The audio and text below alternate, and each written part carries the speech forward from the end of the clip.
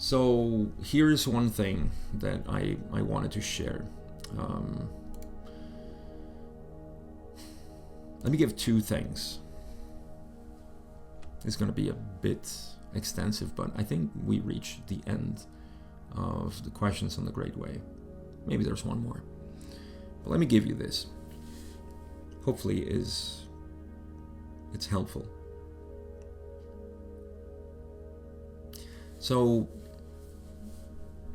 I'm taking from Ra what they say here, right? Time-space is closed because the Great Way is, in essence, how we project reality in the moment. In reality, I mean, of course, it's a combination of time, space, and space-time. But when you look outside of the world and you say, yes, what a beautiful tree, what a great thing to have right now, or what a terrible scenario, what an ugly, person and whatnot. All these things are projections of your inner self outside in the world, right? No need to be terrified. You can always change it. I'll talk about this. That's the point. The thing is that we first need to realize that for us, it seems obvious. You probably say, like, yeah, of course, Gabe, that's obvious to me. But a lot of people don't see this. People who are not interested in this approach to reality, let's say. So when they look at reality, they just say, that's it. That's what it is. It's final. Nothing can change it. And that's a very absolutist way. And we all get into that. We all have those points, right? It's just the more malleable they become, the more you see like, oh, look at that, suddenly change. And I don't hate people. I don't hate this kind of situation anymore. Oh, my job's not so terrible after all. Look at all the beautiful people. Wow, look at the sunset and so on, right? Things start to change.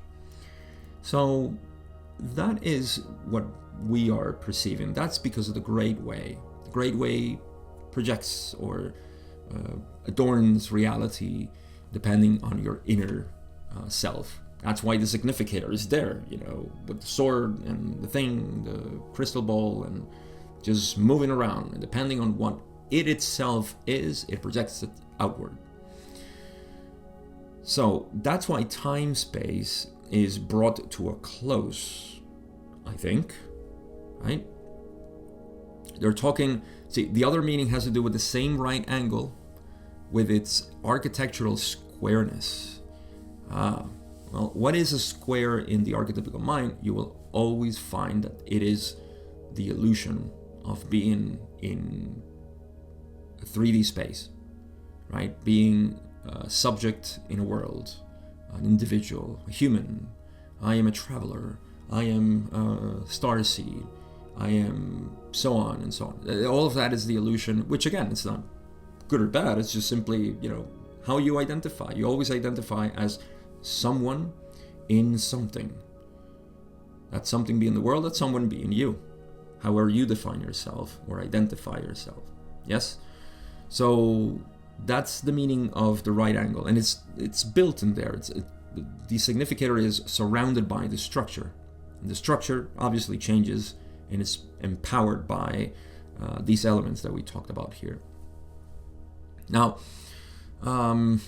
because of the veiling process, it's producing in essence this desire to evolve, and that's the character. The significator is a character that we are embodying. Now, the thing is, the significator, of course, is being empowered by the true self, which is the unconscious mind. Yes, and that's why the significator evolves. And as it evolves, it becomes more and more the creator. That's the beauty of it. So as it becomes more and more the creator, the Great Way changes, and it changes into one direction or the other, positive or negative.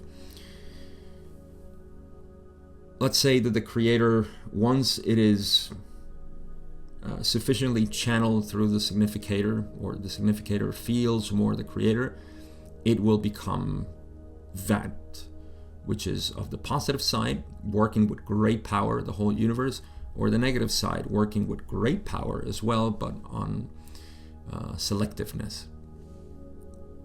So that's what's happening, okay? Now, here's the thing. There is this idea that time is happening, and so we wish to evolve. there is a misconception that sometimes I feel, people don't say it straight, but there is this feeling deep inside the questions that people ask about themselves and reality and all of this, especially in the spiritual path, or particularly in the spiritual path. And how far do I want to go with this? A good example. In physics now, we ask questions about, what are things made out of? What kind of particles are they made out of? You see, you're asking a question that is, I don't want to say wrong, but it's misinformed, because it's coming from the idea, and I'm trying to fashion the idea that there are particles, discrete balls of thing in the universe that get together and do something and form things. This is our old notion, idea that reality is made out of blocks, building blocks, ones and zeros, always very masculine, right? It's just blocks of things. And we like to describe reality this way.